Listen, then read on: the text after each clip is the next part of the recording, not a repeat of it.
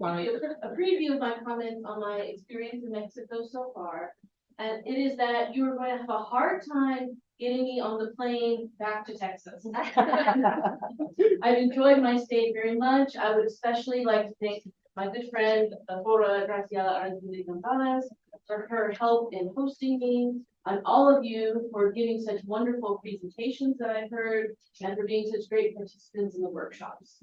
So thank you all for having me here. I'm a native speaker of English, but there are not enough words to tell you how appreciative I am of your help. So I'm going to talk today about the trajectory someone takes, a writer takes between being a novice and being an expert. So the theme is about growth, the plans I have up here. And so this is one of the main things we want students to get out of our classes, correct? We want them to pass the test. We want them to do well in the writing, but more than anything, we want them to grow. And this is sometimes hard because you don't have a lot of time with any individual student, right? You may see in my context, I see them for 16 weeks from beginning of the semester to the end of the semester. And then they go off. Sometimes if they're really happy, they'll take another course with me, but sometimes they just go on and they live their lives. And we don't always know that full trajectory of a writer from the time they arrive in our class until the time they leave. Oh, there we go. So a little bit of overview of my presentation. We're going to talk broadly about novice and expert writers, but we're also going to talk about a concept of threshold concepts. I'm going to give you an example of 3 different threshold concepts, and we'll talk through their applications in the classroom. And I'm going to end by telling us about how I've changed the narrative on expertise in my own classes. And I want to encourage you to think about how might you change that narrative in your own context. So this is an interactive presentation. So yeah, I think most of you have someone you're sitting close to. If you're sitting far away from somebody, then you'll get next to them. Okay? So I want you to think about your own individual answer, share it with a friend next to you, that's the fair part, and then I'm going to ask for some volunteers to share their stories. So I want you to think about, in your context, what concepts do academic writers in English struggle with? What is a challenge for a lot of them? I'm going to give you about 2 to 3 minutes. Think about your answer, share it with a friend, and then we're going to have a couple of people give some answers, what they think. Concepts academic writers in English struggle with. Okay, I know we have many interesting ideas coming up in these conversations, but would one group give us an example of what you thought was the concept? Go ahead. The concept that academic writers in English struggle with. What we were saying, one concept is that first they teach you English, right? They teach you English very, you can write freely and everything. So you get into this mind of writing your English and processing your ideas written in a very free form, right? And after a while, they tell you to structure your writing in a certain way, and it's very hard to adapt into that form because it's a completely new form of thinking and processing. So I think that's one of the biggest struggles. That is a fantastic example. It is so fantastic that I also thought of it. And I want to, after the presentation where I talk about this concept of having to adapt to new ways of writing, I want you to come back to me and be like, maybe you could have given the presentation instead. Right? It's a fantastic example. It tells students, just write, just use your English, it's great. And they're like, no, but don't do it that way. Right? So that's a hard concept for writers to get their head around. When do I do this free form? When do I not? All right, I think we had another example in the back. One of the main reasons is that there's a difference between writing in Spanish and writing in English. Mm-hmm. Maybe it's because of the cultural manners that we have, but there's a big difference between writing in both languages. Mm-hmm. Absolutely, thank you. So that is a concept that academic writers struggle with in English.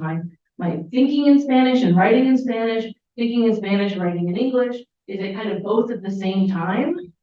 Right, that's definitely a hard concept for writers to figure out how to move forward. in a context like that, absolutely. And one other example? The syntax problem, not knowing how to structure and like translate it from your mind to people, right? Excellent. So she's talking about a syntax problem, how to translate an idea from your mind, and I imagine if it's also again your L1 into your L2. Right, the syntax differs in how you think of it and how you structure that idea. And then you look at your L2, what you've written, you're like, it's not quite it. Right, so definitely challenging concepts for academic writers to work on. So I wanted to think about some of these in terms of threshold concepts, a particular difficult type of concept for students. So threshold concepts are concepts that irreversibly transform the learner's understanding. You can't say, oh, I don't know how to do that anymore. Right? It's irreversible. You change it, you are transformed by this experience. Right? So think of something in your life maybe you learned that changed everything. Right? This is one of those concepts. Another quality of a threshold concept is that it's knowledge that's shared by members of the discipline, but not necessarily by the general public, right? And I think we've talked about this in various places in the presentations I've attended, that people think language teaching is one thing, but it's actually another, right? So that this is a kind of threshold concept, right? So those concepts are central to our discipline, but people on the outside may not understand them. Last night I went and I was with the Cajallones. Okay, yeah, and this, you know how the streets are very wide at some places and then they become very narrow. Think of a threshold concept like that, right? We have a lot of knowledge, but there's a place in our learning where there's a concept that we have to understand or we cannot move forward. It's a narrow place in a street where only maybe one person at a time can fit through. Right? And if we don't understand this threshold concept, we can only make limited gains in our learning until we fully go through this threshold concept. So it's a process of preliminal understanding, right? So I kind of have a sense of syntax. I kind of have a sense of writing in English, but I have a lot of places where I don't understand, right? And then there's a liminal space where I go back and forth between I kind of understand in this context and on this day and with this much cafe in my brain, I can access this knowledge, but then there's some days where I struggle again, right? And then the post-liminal, right, that's the transformative space where I understand this and I use it and I can't go back, right? I can't fall back into the preliminal stage, right? So think about this in terms of, again, learning and streets, that we move through streets and sometimes we get stuck and we have to go back. But at a certain point, there's a place of no return, right? We can't go back over the bridge. It's been crashed down. We move forward with new knowledge. Okay. This is a common framework across a lot of different disciplines. I put on this slide some key threshold concepts from other places that people may be studying it.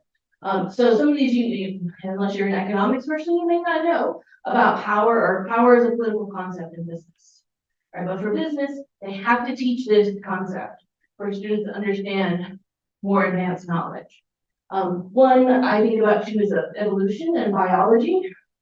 Also, the public has a certain concept about how this works. But once you're in biology, you take the courses on evolution and you understand those threshold concepts. It transfers how you see lots of different things in your discipline.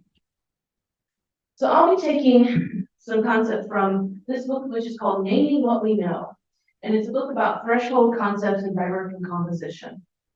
And so a group of scholars got together and wrote about, well, what do we know? What are the threshold concepts for academic writing? And they came up with a long list.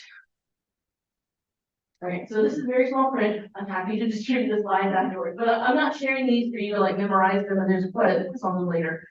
I'm telling you this because they came up with a lot of lists of what they thought were threshold concepts. Now, what I think is also important to note is that this This scholarly collaboration was developed in the US in a primarily monolingual context. And so I think that there are some ideas here that could use some fleshing out for the EFL context. But I want to talk with you today about 3 key ones that I think are really helpful for those of us working in EFL contexts. And the first one is revision is central to developing writing. So again, I want us to come back to your partner. Oh, wait, no. We'll have that. This is the next activity. Okay, we're gonna do a game instead of taking our share. I want us to, this is a game developed upon a study done by a scholar named Nancy Summers in 1980, which is before many of you were born, but whatever, I think it still kind of works. She did a study on what do people do when they revise. And she had 2 groups. One group was a group of students working on academic writing. And another group she called as the experts, right? These were people whose professions demanded that they do a lot of writing. So think like a journalist, an essayist, a novelist, things like that, right? People who do just churning out the writing all day, every day. And she asked them, well, what do you do when you revise? Exactly. And so I have some of their answers up here on this slide. So we're gonna take a vote. I'm gonna read one and you're gonna vote. Is that a student or is that an expert? Which do we think? So the first example, this person says, whenever asked the question, what do you do when you revise? I say scratch out and I do over. And that means what it says, scratching out and cutting out. I read what I've written and I cross out a word and I put in another word. Or put another word in, a more decent word or a better word. Then if there is somewhere to use a sentence I have crossed out, I will put it there. Right, so who thinks this sounds like a student? Who thinks this sounds like an expert? Really? Who doesn't know? Okay, that's right. We're at 1/3, 1/3, 1/3. Okay, good. So for those of you who thought, okay, this sounds like a student, what makes you think that? That when I guess already that as the vocabulary or the words that the person use sounds like very familiar, very non-professional. Maybe it's like I step over, then I remove, I put that makes me think that. Okay, so the word choice, vocabulary usage of this person makes you think sounds like student. Okay. Other people who thought student, did you have a different reason? I would speak loudly. Okay. Well, my main reason is because I think that an expert sounds like the enough practice to write, but the student is more like, well, I want to have a grade, so I will double check. Okay. Okay, so students are the ones who are double checking their work, going behind, making sure that it works so that they get the good grade on the test. Right, okay, excellent. We also had a- I also think that maybe it's because, well, even when you're an expert, you still having these things, right? But you have more confidence. And as a student, you're trying to look for more double checking, like more vocabulary, some basically words, like academic vocabulary. And yeah, I think that's the reason. Because of the confidence.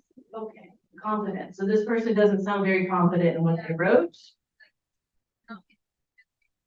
Yeah, especially the part about, is it a better word? This sounds like somebody who just got, a vocabulary test and knows that the teacher wants to see the vocabulary words in that essay. Okay. What about people who thought this was an expert? What did you think? Why did you think that? I said I really didn't know, but Okay. I think that students are less likely to just toss out what they've done. It's been an effort to get it onto the paper. You don't want to throw it all out and start over. Okay, so students are less likely to say, I want to get rid of stuff. right? They're more likely to say, I worked really hard on this. It's due in 5 minutes, maybe. I just want to be done. So maybe then this is an expert who is kind of crossing things. Okay, other people? Got an opinion? Maybe it's an expert because they try to think of words by themselves. And students, what they tend to do is just like look up in thesaurus, like what is the better word that I can find here in the expert? What word can I come up with? Okay, yeah, well, I agree with you overall, right? The students are more likely to be like, let's use a tool, right? Helps out. This study was done in 1980, so she's not going to mention like thesaurus.com, which is my favorite website ever. But I think there's something there, right? That students are more likely to be looking externally for the right words to use instead of an expert will kind of already know what are some better options. Okay, so what about number 2? I'll give you the answers at the end, don't worry. Number 2, this person says, reviewing just means using better words and eliminating words that are not needed. I go over and change words around. Who thinks this is a student? Okay. Who thinks this is an expert? Less, okay. Who says, I still don't know and I'm very confused? Okay, well, there's usually a couple people in that category, that's fine. You'll catch on by the 3rd one, I promise. Okay, for those who said. Can we add a 4th option, like maybe a student who's an expert also? Next. That would be not in keeping with Nancy's methodology, unfortunately, but a very good idea. That's your follow-up study. Okay, so student people, why did you think this was a student? I love this. You're like, it looks like me and I'm a student, so therefore it's a student. I love the logic. Okay, perfect. So it feels like something that you're doing whenever you're trying to figure out what to write to please your teacher. Is that right? Okay. Excellent. Any other people who thought student? Why did you think that? Because an expert would know or things that reviewing does not mean only eliminating words, including better ones. Okay, so an expert would have a different definition of what reviewing means. Okay. What about expert? Anybody want to stand up for expert? As she also mentioned before, when an expert knows more words and doesn't really need to look out for them. So in this option, it's just like giving a quick look and changing the words that need to be changed. I mean, changing the one that needs to be changed. So that's why I would say this is an expert. It's not really that important to reviewing because they already know and they're just like removing words or adjusting. They don't. So they already have that knowledge and they're just kind of polishing it up, right? Getting it ready to go. Okay. Let's try number 3. Maybe number 3 will make it all clear for everybody. This person says, I throw things out and say they are not good. I like to write like a novelist did, by inspiration. And if I feel inspired, then I don't need to slash and throw much out. Does this person sound like a student or an expert to you? Student? Oh, this one seemed very clear for something. Right? You're going to explain your answer in a second. Expert? Ooh, do we have a lot more than I don't know category? Okay, more than I don't know. Oh, we went backwards into the preliminal stage. Okay, student. Why was it a student? Because that's how I would write, because I want to sound like a novelist, so I would say that, you know. Okay, so I love, again, logic. I'm a student, sounds like me, therefore another student. Okay, tell me more about this. You want to write like a novelist. When I like, for example, because I like rewriting and everything like that, when I write, I read, before I start writing, I go and I read maybe, let's say, I've been reading a little like 3 years now. And I go and I read it, will be like maybe 5 to 6 pages because it has such deep confounding words and deep confounding paragraphs. And then I take what I want to say and I interpret it in the way that author would write it. So by reading that that paragraph, I'm like, oh, that's how I take it, my inspiration is from there. But if I'm already inspired, I don't have to go back and keep rereading it. Okay, so that this kind of inspired, the really good quality, deep pondering writing comes from an inspiration. Yeah. Okay, excellent. Other people who said student? Because of how they talk, like, I like to write like a novelist did, and not like a novelist does. Okay, that doesn't sound like an expertise. So like style, word choice, everything, okay. Expert, who thought it was an expert? Good. Stand up, there we go, be confident in your answer, wonderful. Why did you think that? Well, basically my question, my answer. Okay. Expert. Right. And sometimes the most complicated is that, even though you don't have a structure, just outline. You just need to create with that structure. And then after that, you go back, you go on to the specific area, to make it sound a bit more academic, but not too long. One thing that's good is people that they focus on. People don't sound even professional. In reality, the goal is very Okay, so you're seeing in this answer someone who has, who has written a rough draft, but is just kind of, if I feel inspired, then I don't need to slash and throw much out. Like if there's maybe a little bit of revision, but not the too much that makes it sound too formal for the situation, like students sometimes do. Is that right? Okay. Excellent. Okay, so you want the answers? Yeah. Okay, they're all students. I tricked you. Well, let's take a look at thinking about these students, what they said. And now let's go to, here's the experts. All right, so I want you to think about what maybe differentiates them from those students we just heard from. I rewrite as I write. It is hard to tell what is a first draft because it is not determined by time. In one draft, I might cross out 3 pages, write 2, cross out a 4th, rewrite it, and call it a draft. I'm constantly writing and rewriting. I can only conceptualize so much in my first draft. Only so much information can be held in my head at one time. My rewriting efforts are a reflection of how much information I can encompass at one time. There are levels and agenda which I have to attend to in each draft. Second person says, my first draft is usually very scattered. In rewriting, I find the line of argument. After the argument is resolved, I am much more interested in word choice and phrasing. All right, we're seeing some important differences in students and experts. What are some of them that you're seeing?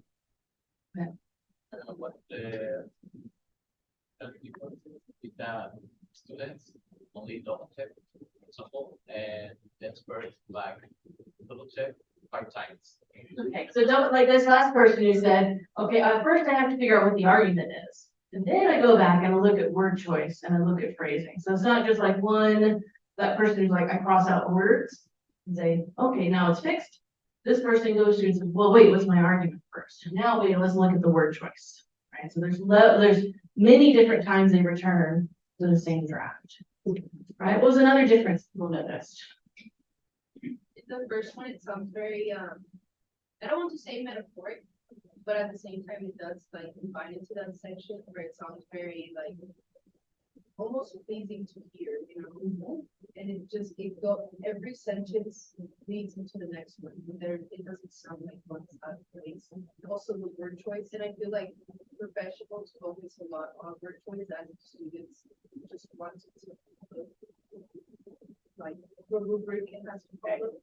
Okay, so there is a sort of a judge that's inside of them, right? Because a student is often wondering about, you said that the rubric, right?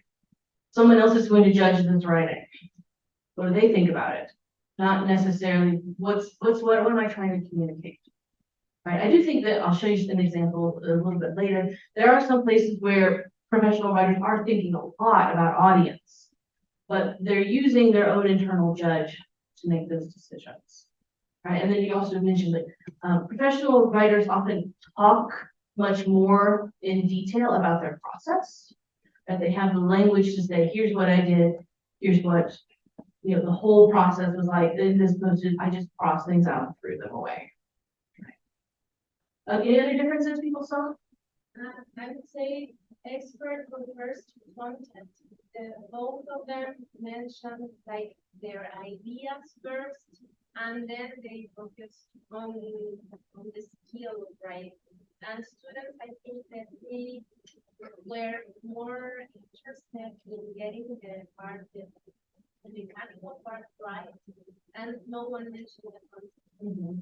Exactly. So students do tend to think more about features of writing. So they changed words, they changed sentences. This first person, they changed the whole thing, right? All kinds of things. They changed words, they changed sentences, they changed paragraphs. I could give you, I have a lot of these examples, and a lot of the experts talk about, I move entire paragraphs around in my work. This person who says, I crossed out a fourth page. Can you imagine a student writing a whole page and being like, no, I can't do that. My students would just, they would throw a fit, right? So there's a different approach to revision between students and between experts. But I thought, you know, Amy, this was 1980, things have changed. And as Adriana talked about in my introduction, I'm interested in the work of engineers in corporations, right? So jobs that people get with their technical degrees. And I wanted to ask, like, is this really true now, right? Do students and experts really think very differently? So I went looking for some experts. Here's the ones I found. I talked to a physics professor. A physics professor said, I worked for 9 months on my last grant proposal. An English professor, I asked, well, how many drafts did you do of this article you wrote? I lost count, at least 42. At least, there's probably more. What about a petroleum engineering professor? I spent all afternoon revising a letter of recommendation for a student. Not even an academic arts, right? A letter, right? Look at the detail that they give to the revision process, the time it takes for them to go through it. And then I talked to people in the workplace.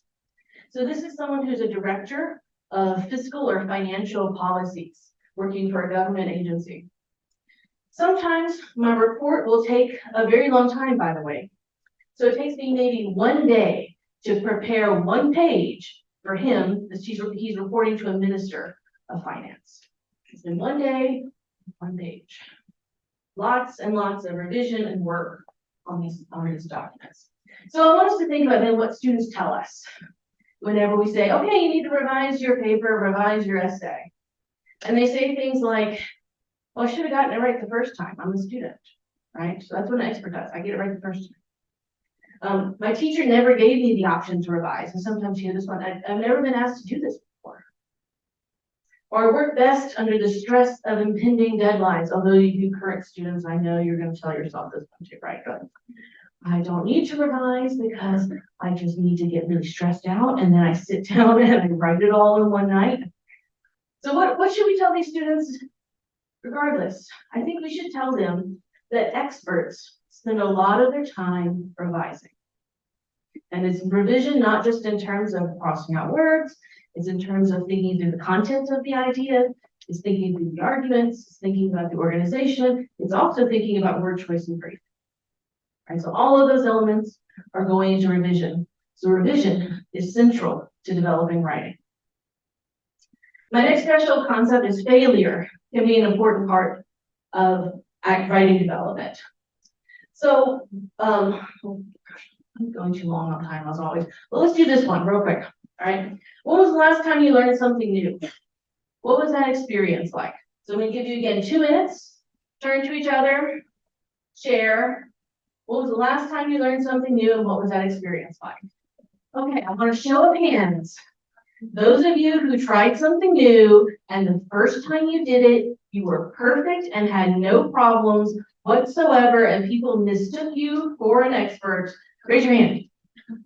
Oh, what did you try that was new? Play the guitar, okay. So tell us about the first time playing the guitar, what was that like? It was interesting because all my life I had seen my mom playing the guitar and singing at the same time. And I wanted to do that same, but when I tried to do a part, it was very painful. Okay. So by the best of times, step by step, I like a little step up to me. Come on. Okay, so you definitely gained a lot of experience and are that much better now, but that first experience, you said the word painful. Was that indicative of anybody else's experience, first time doing something painful? Okay, yeah. What were some other words that characterize your first time doing something? Stress and fear. Stress and fear.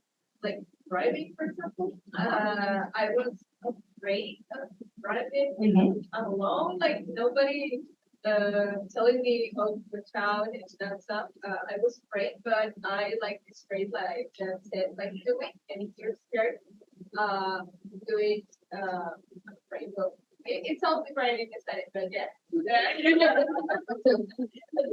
Okay, stress and fear, that and driving, definitely. I can empathize with that. You had some words that describe your first experience, you know something? I would say it's embarrassing because sometimes you don't know how to do it, but even though you don't know how to do it, you try. And sometimes it can be embarrassing because experts or people that know more than you go like, that's not how you say it. That's no. Yes. Okay, so embarrassing because of the judgment Yes. that you feel is coming onto you. Okay, this is excellent. So statistically speaking, very few of us in this room have had a lot of experience with doing something right the first time. Right, okay, good. I'm glad to hear it because otherwise I'd be like, man, I'm the only one? No, it's everybody, right? And you know about this maybe from some of your studies in pedagogy about fixed mindset and growth mindset. All right, so a fixed mindset has the idea that intelligence is static. It's maybe innate even, right? That I was born to be an English teacher, right? That there's something about just me as a person that equals my intelligence, my capability to do a particular job. And then there's a growth mindset, which says intelligence can be developed, which is probably what a lot of you did with your experiences first time doing something, is you said to yourself, well, I didn't do it right this time, but I can get better, right? I can get better at playing the guitar. It's possible for me, right? Just because I failed the first time doesn't mean I'm failing forever, right? And so students who have a fixed mindset, the intelligence is static, they tend to avoid challenges, right? Because they're fearful of the judgment that will come upon them. So if I try something new, somebody's going to judge me for it. They give up easily when they face an obstacle because it's easier to continue doing the things you do well instead of doing the thing that's hard. And they see effort as fruitless or worse, right? Like it doesn't help to put more effort into learning this thing. In contrast, a growth mindset embraces challenges, right? Many of you, probably your experience had someone who maybe they gave you some judgment, but they also gave you encouragement, right? And they told you, you know what, you can do this. It's possible, right? You embrace the challenge because it helps you learn. They tend to persist whenever they are faced by an obstacle, right? Just because I don't know how to write that paper the first time doesn't mean the second time I'm given that assignment, it doesn't mean I'm going to fail, right? It means I've learned something from that previous attempt that I can try and do it again. And they see effort as the path to mastery, the path to expertise, right? If I put in enough effort and time, I will be an expert in this thing. Fixed mindset also ignores useful negative feedback. So if somebody gives person criticism and they have a fixed mindset, they're gonna say, it doesn't matter. I'm good at this other thing, right? They also tend to feel threatened by the success of others. If someone else in the class is doing really well and they're not, that's a problem for them. As opposed to a growth mindset finds a lesson in the struggles of others or in the success of others, right? If I see someone in my class who's doing well and I have a growth mindset, I'm I'm encouraged to keep up with them, right? To learn from what they are saying. So these are ways in which we talk about how we learn that I think are really impactful to students. So if we say, oops. Okay, yeah, because again, I went out and I looked like, I want to make sure this is really still true. So it was like, I need to talk to some experts in academic writing. Oh, wait, no, I can just look in the mirror. Right? Like I myself know, and I think we've all agreed here that failure was central to how we learned how to do something. We had to fail the first time in order to know what to do. So I didn't bother interviewing any of them. But experts in the workplace, I was interested in writing in the workplace. Do people still fail even after they've done a university degree and they've gotten a good job? This is a demand and supply planner who says, I was new, so I just wanted to make sure I was doing everything right.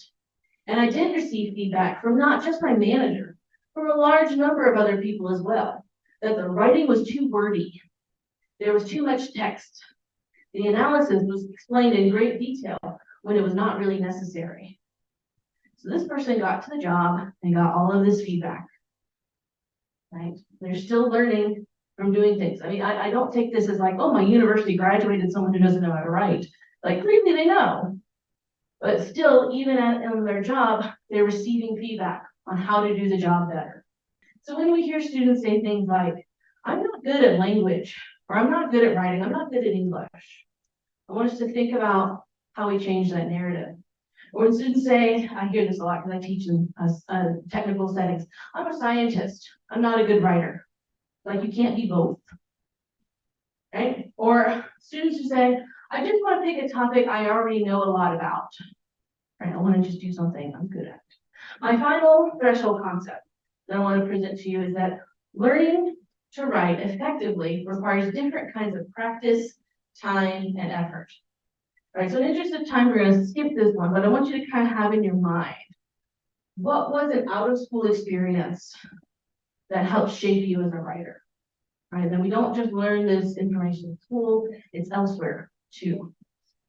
Right, and so even if we said different kinds of practice, different kinds of assignments, right, we got a lot of those from places that weren't a classroom. And so again, I talked to people in industry. Tell me about, different practices, different times. Like, you would think even, especially in technical writing, they use a lot of templates, right, to do their work. Here's an example of someone, again, working with a template, the demand and supply planner. Yes, we reuse the template because it's data analysis. And so we have some set predefined Excel templates on which we just copy paste data and it automatically generates the results. So a lot of it is automatic, but the content is different every time. Right, so there is some element of copy pasting, of doing the same thing again and again, but there's always the element of knowing, wait, content here is a little bit different. I got to write about this a little bit differently. Another example is from a senior field engineer. Every time I want to write, after I Google a draft or something, I work my way from there. I never actually follow one template and go, all right, this is it. But I try my best to summarize what I can in the memo. Right, so if students who are out there, if you've ever Googled a draft or Google like sample, fill in your assignment, right? A workplace person is doing the same kind of thing, right? They're looking at different examples and kind of pulling from what's possible. One more, process safety consultant. Then a lot of times you have to kind of amalgate, to combine the different proposals and synthesize it into one document to best convey what you're trying to achieve. So again, just like we take different parts, I don't know if you do this with any of your assignments, but like if I write a really good report, I think it's more letter of recommendation for students is a secret. I don't want you to know this, but I'm telling you anyway. Sometimes on a letter of recommendation, I'll just open up an old one that I wrote about a previous student. I'll change the name and a few details, right? Because I think I've done such a good job on describing what that student does, but I'm tweaking, right, what I already have to fit the new situation. So process safety consultant is doing that as well, right? He's thinking about what are the different contexts of my writing. I've done a lot of different kinds of things. So what I think about this threshold concept, no, sorry, I had one more, never mind, I'm sneaking on my slide there. He says flexibility is in your writing is the biggest thing that you can do. You're someone who is trying to get information across, but to do that, you have to adapt according to the reader. Right, so this idea that I can't just take one thing and go with it forever, I'm always doing that, that adjusting to a text. Okay, so when teachers, whenever students say, well, my teacher gave me an A on this paper last time, right, signaling, I don't have any more to learn. I don't have to adapt this, right? It scored the A, that's it, we're done, right? I want us to think about what narrative what we could tell that student. What we could tell the students is, well, an essay always has 5 paragraphs, right? What are situations where maybe we need a different structure for an academic essay? Or why do I need to write to a different audience? That doesn't sound like a fun assignment, right? That these kinds of practice are key to developing that flexibility. So in conclusion, there we go. Threshold concept I talked about today. First one, revision is central to developing writing. Second one, failure can be an important part of writing development. And the third, learning to write effectively requires different kinds of practice and patience too, time and effort. Or we could tell students completely rewriting an essay, that's an expert move. Or we could tell students making mistakes and learning from feedback, that's an expert move. Or adapting to new writing situations, that is an expert move. So changing the narrative around what students are doing and telling them, here's what experts actually do with writing, I think is a really powerful way to help change motivation in the classroom. So, gracias for everything. I'm happy to take any questions.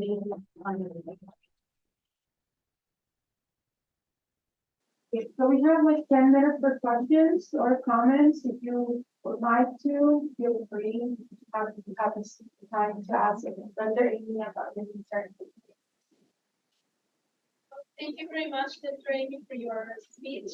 I like that most of the things here, we are a good student, but we are also teachers. So we're looking at both sides of the academic writing. I, as a student, feel this way, but how can I encourage my students at the same time to feel differently or to get in peace with all this trouble that we have with writing? So thank you very much. That will be Yes, my email is up on the screen. I'm happy to carry the conversation further. And what you mentioned about being the teacher and the student at the same time, I hate to tell you that this continues on after you stop being a student. Like I still, when I look at my writing, I still say, oh, that's terrible. Oh, why did you think that? And so I end up teaching some of the same strategies to my students. I teach them to myself, right? Because we have to constantly remind ourselves, I wasn't supposed to get this right the first time, right? This is just the first draft and I can mess it up. A lot of us, I think, have a critic who lives inside who says, this is bad, you're bad. And it doesn't matter what we could be doing something good and the critic says, no, you're terrible, right? It's not really judging what you're doing. It's just our feelings of insecurity, of lack of confidence. And sometimes we talk a little bit about judgment. Sometimes we internalize what other people have judged us. I still hear the voices of some of my old teachers in my head every once in a while. Some good, some not so good, right? And so it's that process of reminding ourselves. It's the threshold concept, right? We go back and forth between we know this thing, but once we really internalize it, we only have a few steps backwards, right? Most of the steps go forward. Well, first of all, thank you for your workshop. I would like to ask you, what are some strategies that we can use to improve writing if we don't have like any source for external feedback? Excellent question.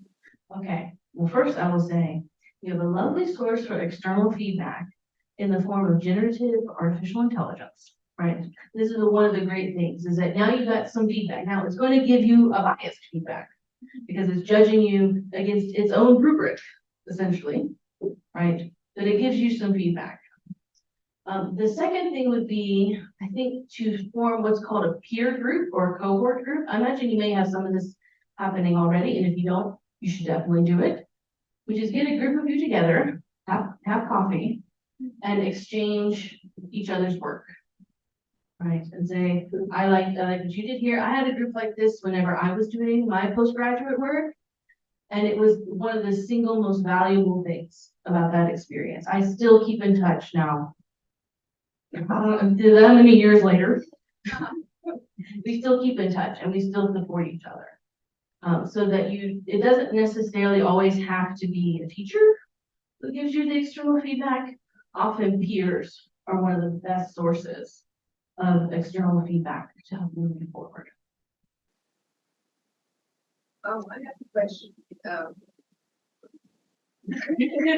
Anyway, do you think that academic writing should be taught like earlier years? Because I don't know, I had a very hard time like grasping it, and still to this day in high school, like one of my requirements to graduate was an HLP paper, you know, and it was very hard for me to grasp the concept because I write a certain form way and it's very metaphoric. So when I had to write the academic paper, I didn't know how to interpret those thoughts into what I just that. So I will first say that probably those of you who work at the primary level are much better at answering this question than I am, because I work mainly undergraduate and postgraduate level. So I don't know the exact answer to that particular question. What I would say is that one of the things I think needs to change is how we assess writing. Like you're talking about this paper that you have to do. Why is that the assessment for your language competency? Right? Why is it not this beautiful, free-flowing, creative work that you do? And this, of course, involves like us changing our educational system entirely. So I don't have the answer to that. But I think within our own classrooms, we can do some thinking about students who, like you, struggle with academic writing and think about what assessments we can do to help students feel like they can persist through these challenges. One of them is with incorporating revisions into grading, so that maybe if you fail the first paper, does that mean you're going to fail the course? Right, and help students understand that difference, whatever it is that you build into your course, right? That there are opportunities for students to mess something up and fix it again. Is I think my basic core message. And I think this happens a lot at primary, because primary teachers are very used to students messing up, right? They're kids, they know what they do. Okay, so I think we don't have any more questions. Let's give Dr. Amy a round of applause. Thank you so much for your presentation. I feel like we all learned a lot about your work and what you were telling us about writing, which is usually one of the hardest skills for non-native students, right? Especially. So thank you for the insightful presentation. And just as a little token of our appreciation, we have a small gift for you in the hopes that you use it and like it. And use it actually, and a little certificate for you for being here with us. All right, so Universidad de Guanajuato, la División de Ciencias Sociales y Humanidades Campus Guanajuato, otorga la presente constancia a Amy Hodges por impartir la ponencia plenaria titulada From Novice to Expert, Principal Concepts for Writers in English, en el 18 Seminario Permanente de Lingüística Aplicada y el 9º Foro de Resistencia Lingüística, realizado los días 17 y 18 de noviembre del presente año. Guanajuato, 18 de noviembre de 2020. Thank you so much.